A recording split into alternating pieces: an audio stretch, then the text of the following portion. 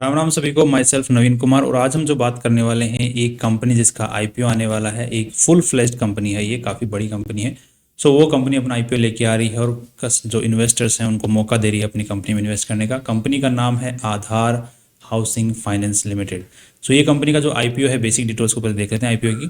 सो 8 मई से लेकर 10 मई के बीच में इसका आईपीओ खुलने वाला है। 315 का इन्होंने प्राइस सेट किया। सो आपको एक आईपीओ की फाइल लगाने के लिए 14,805 रुपये की जरूरत पड़ने वाली है। अब यहाँ पे एक कंपनी जो है स्टॉक मार्केट से इस आईपीओ के थ्रू 1,000 करोड़ रुपए जो जो है वो कंपनी के पास में जाने वाले हैं, जो कि आगे लोगों को लोन देने के काम में आने वाले हैं।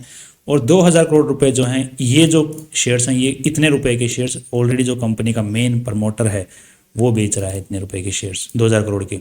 अब कंपनी का आज के दिन मेन प्रमोटर कौन है, तो इसका कंपनी का नाम है BCP Topco 7P private limited. So ये पीटी ये एक सिंगापुर बेस्ड कंपनी है, ब्लैकस्टोन की कंपनी है, group company Blackstone. Blackstone already काफ़ी सारे पहले भी आईपीओ लेके आया हुआ है, रियलिटी बेस्ड।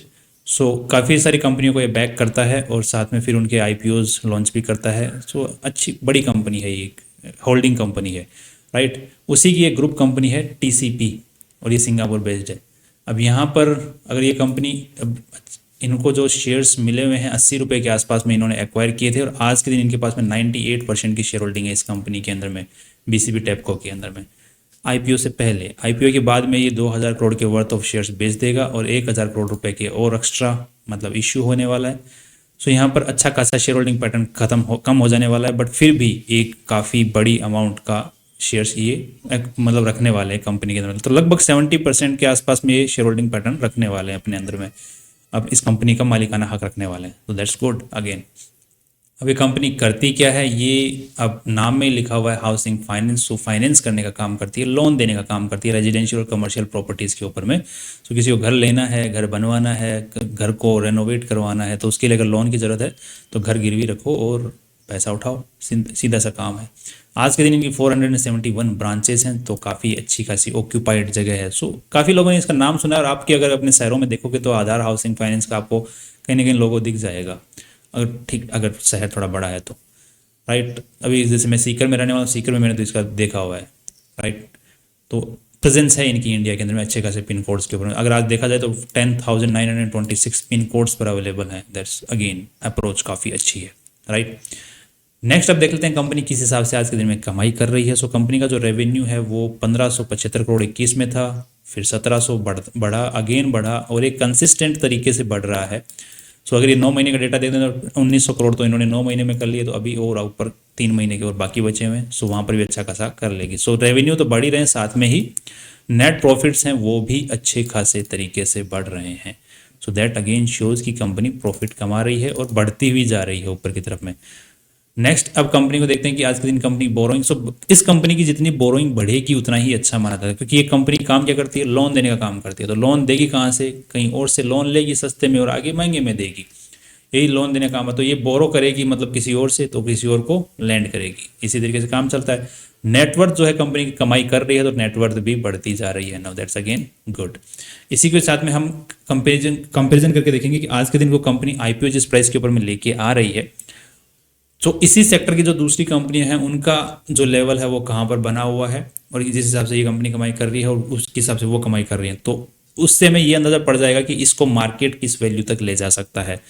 सो बेसिकली हम लोग पहले कंपैरिजन करके देख लेते हैं। सो पहला जो कंपैरिजन किया जाता है मेनली वो पी और पीबी रेशियो के बेसिस पे किया जाता है, एक तो कमाई के बेसिस पे और एक कंपनी की वैल्यू किस हिसाब से कितनी ऊपर लगाई है नेटवर्थ के हिसाब से। उस दो कंपैरिजन हम बेसिकली करते हैं, उससे हमें बेसिक अंदाज़ा लग जाता है। अब कंपनी ने आज के दिन अगर पिछले साल के अगर हिसाब से देखा जाए, सो कम यहाँ पे जो कंपैरिजन होने वाला वो टीटीएम बेसिस पे होगा। सो हम भी यहाँ पर टीटीएम बेसिस पर ही कंपैरिजन करते हैं। तो इसको अगर डिवाइड बाय 3 करते हैं तो प्रोजेक्शन के हिसाब से यहाँ पे 600 करोड़ के आसपास का कंपनी जो है वो कर लेगी, प्रॉफिट जनरेट कर लेगी। 600 नहीं, सॉरी, कितना कर लेगी, 3.3 3 4 1.7। सो इसको 1.7 से प्लस इसमें एडिशन कर दो, सो 6.47 7.2, सो 720 करोड़ के आसपास का यहाँ पर इसका नेट प्रॉफिट्स हो जाना चाहिए। सो प्रोजेक्टेड बेसिस के ऊपर में, सो 720 करोड़ के हिसाब से हम पी रेशियो कैलकुलेट करते हैं, और कंपनी ने अपनी पूरी वैल्यू लगाई है वो लगाई है 13,434 crore, right. So 13,434 crore divided by 720, सो ये हो गया 18 का पी रेशियो। सो अगर हम कंपेरिजन करके देखते हैं तो यहाँ पर इसका 28 का पी रेशियो है, आवास का 25 का पी रेशियो है, होम फाइनेंस का 27 का और इसका 40 का। सो कमाई के हिसाब से तो कंपनी अच्छा कमाई कर रही है, जो कंपटीशन में ऑलरेडी अवेलेबल है स्टॉक मार्केट में उनसे बेटर कमाई कर रही है। Now that's good. PB ratio के हिसाब से भी एक बार कंपैरिजन करके देख लेते हैं नेटवर्थ के हिसाब से। सो नेटवर्थ एट प्रेजेंट जो चल रही है वो 4,249 करोड़ की चल रही है और कंपनी 1,000 करोड़ रुपीस और उठाने वाली है। सो ये हो जाएगा 5,200 करोड़ के आसपास का हम कंपेरिजन, क्योंकि बाकी जो पैसे जो है आईपीओ लेके आने में भी खर्च होंगे, कुछ ना कुछ कॉर्पोरेट एक्सपेंसेस। सो यहाँ पे हम लोग 5,200 करोड़ के हिसाब से पीबी रेशियो कैलकुलेट कर लेते हैं, राइट।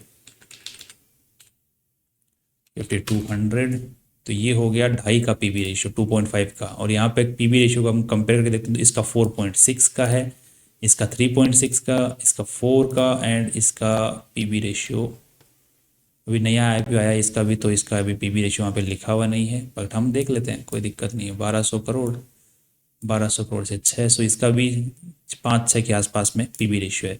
सो 2.5 का पीबी रेशियो इन सभी के मुकाबले भी बहुत अच्छा है। सो दोनों ही मामलों के अंदर में अगर देखा जाए तो कंपनी का जो स्टॉक है यहाँ से लगभग 30 से 40% के ऊपर के उछाल की तरफ में जाना चाहिए कमाई के हिसाब से, only based on the PE ratio.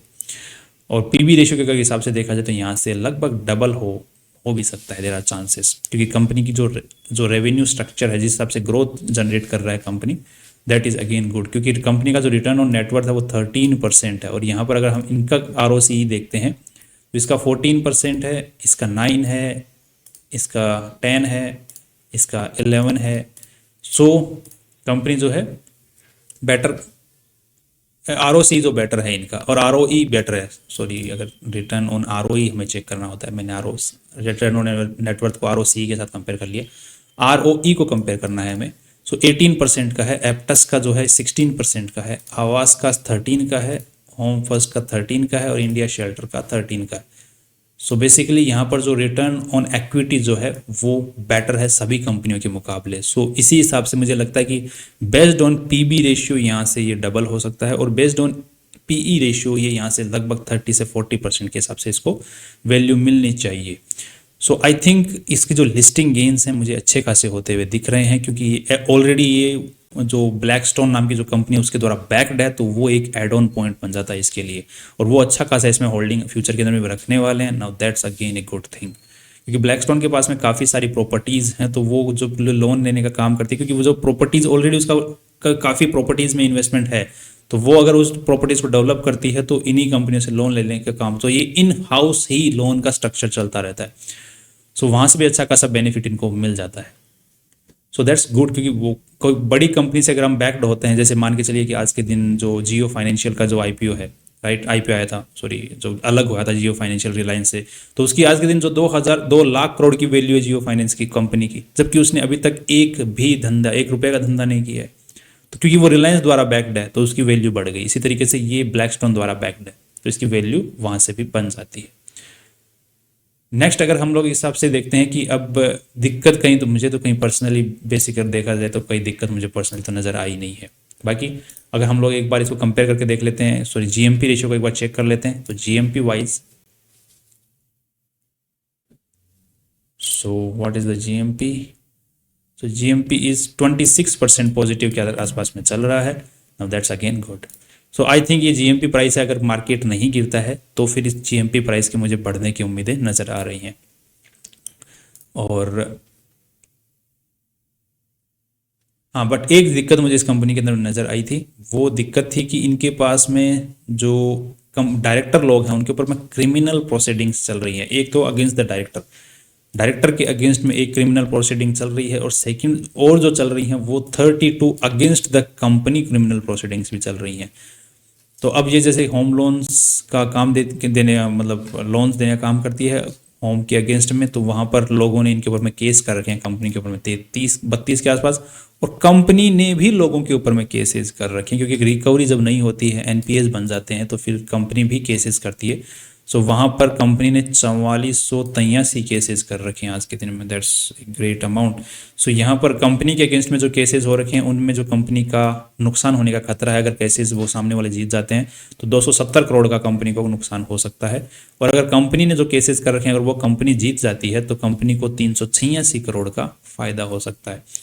सो यहाँ पे कंपनी ने केसेस भी, नंबर ऑफ केसेस ज़्यादा, यहाँ पे सिर्फ 32 केसेस हैं। अगर कंपनी हारती है तो कंपनी को नुकसान देखने को मिल सकता है, बट अमाउंट जो जितना पैसा उठा रही है उसके हिसाब से अमाउंट इतना बड़ा नहीं है। बट मेन थिंग इज कि अगेंस्ट द डायरेक्टर, अगर एक ऐसा कोई डायरेक्टर है कंपनी के अंदर में जिसके अगेंस्ट में कंपनी में केस चल रहा है, क्रिमिनल प्रोसीडिंग और रेगुलेटरी प्रोसीडिंग भी चल रही है उसी के बंदे के साथ में, डायरेक्टर के साथ में, तो जब कंपनी में कोई डायरेक्टर्स की पोस्ट के अंदर में कोई ऐसा बंदा बैठता है जिसके अगेंस्ट में क्रिमिनल प्रोसीडिंग चलती है तो वो एक बहुत ही नेगेटिव पॉइंट होता है। और वो यहाँ पर एक देखने को मिल रहा है। बेसिकली मैं कई कंपनी के अगर लिटिगेशंस को देखता हूँ तो टैक्स प्रोसीडिंग्स तो चलती रहती हैं, स्टैट्यूटरी रेगुलेटरी इसमें थोड़ा सा फर्क होता है, डिसिप्लिनरी एक्शन सेबी की तरफ से तो वहाँ पर भी दिक्कत है। बट जो मेनली जो क्रिमिनल प्रोसीडिंग होती है वो एक बहुत ही नेगेटिव पॉइंट होता है। कंपनी के अगेंस्ट क्रिमिनल प्रोसीडिंग चल रही है, दैट्स फाइन, क्योंकि अगर किसी को आप जैसे जिसे भी आपने होम घर गिरवी रख के लोन लिया है तो वो कस्टमर कभी दुखी होता है तो वो केसेस वगैरह चलते रहते हैं। यहाँ पे रिकवरी एनपीए की नहीं होती है तो फिर कंपनी भी केसेस करती है कस्टमर्स के ऊपर, दैट गोज। और कई बार कंपनी जब केस करती है तो कस्टमर्स भी सामने से केस कर देता है, तो दैट गोज लाइक दिस।